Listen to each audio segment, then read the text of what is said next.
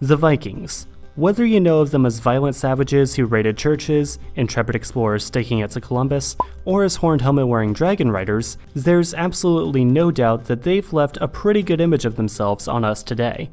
Except most of the stories that we hear about the Vikings came from those who interacted with them.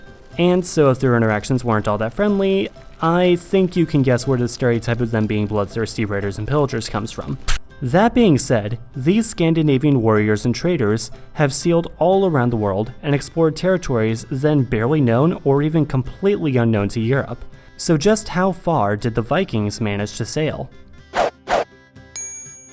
Now, the Vikings were of course not a single cohesive empire with a definite founding date, like with the Romans or the Abbasids or the Parthians, and so there isn't really much of a definite founding date of the Viking Age, with perhaps the exception of the raiding of the monastery at Lindisfarne in 793.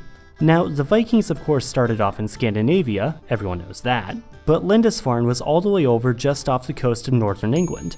It is this particular raid that most historians nevertheless agree saw the beginning of a new age in Europe, the Age of the Vikings.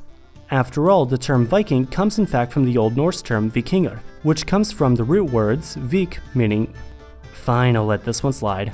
Vik referring to an inlet or a fjord, ing meaning one who frequents or one who originates from, and the r suffix making the phrase nominative, one who frequents the inlets of the seas.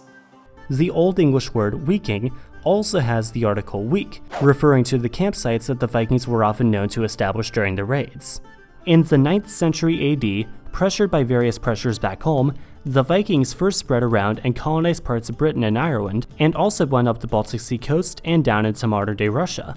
The Vikings repeatedly invaded the kingdoms of England, establishing what became known as the Danelaw, an interesting history that we sadly don't really have enough time for in this video.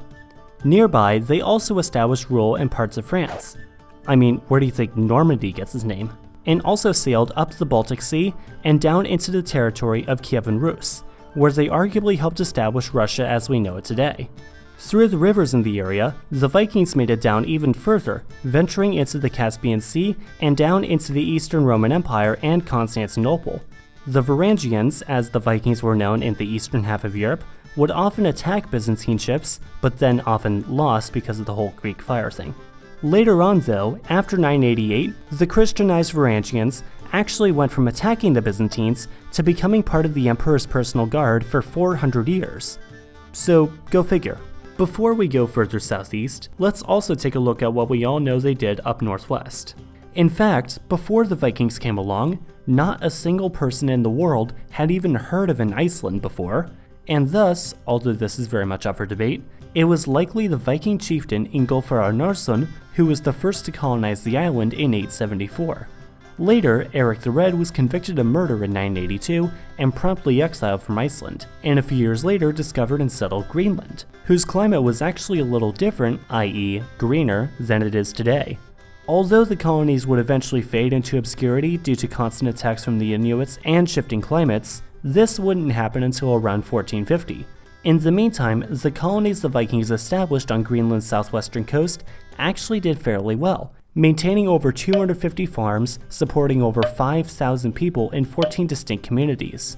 Of course, you all also know where they went after that. Yes, I'm indeed talking about Vinland, a series of outposts spread all along Canada's far northeastern coast. North America was discovered during expeditions by Bjarni Harjolfsson and Leif Erikson, as the Greenlandic settlements were kind of in need of timber. The Vikings did have many conflicts with the natives, but barter trades also occurred during this time.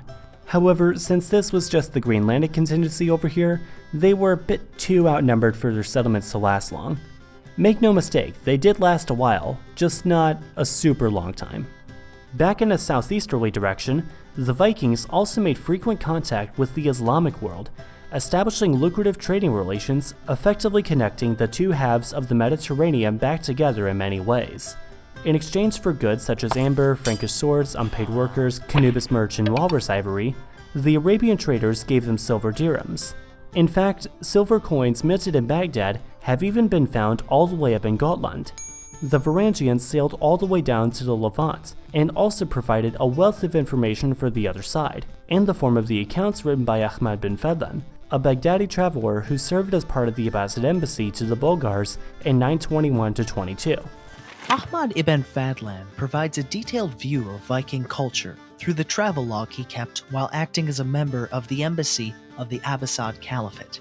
During the Viking Age, there were significant connections between the Scandinavian and Islamic worlds. Ibn Fadlan's journey from Baghdad to Volga, Bulgaria provides an insightful account of what the Vikings were like from an Arabic perspective. In his account, Ibn Fadlan writes about the daily life of the Vikings he met, as well as a ship burial he witnessed. The Volga Vikings Ibn Fadlan met on his journey were a people he called the Rus, and it is from this word that the modern country of Russia gets its name. By the way, I'm Noah from the History of Vikings YouTube channel, and this video is actually part of a collaboration that KhAnubis and I are doing. So if you want to learn more about Ahmad ibn Fadlan, be sure to check out my video linked in the end screen or in the description below. Thanks, Noah. I'll be sure to remind you about that video once I wrap this one up. So yeah, to wrap it all up, the Vikings traveled all over the place. No surprise they went basically everywhere Europeans went before them, like the Middle East, North Africa, and deep into Russia, but also into places seldom explored by Europeans, like into the Caspian Sea, and even over into Iceland, Greenland, and Canada. However, since the Vikings were not one cohesive group, but rather a bunch of related tribes and clans looking for new places to settle for themselves, news about their discoveries didn't exactly make it back to Scandinavia all that often. So these findings didn't exactly launch the huge waves of colonization that would be spurred on 500 years later.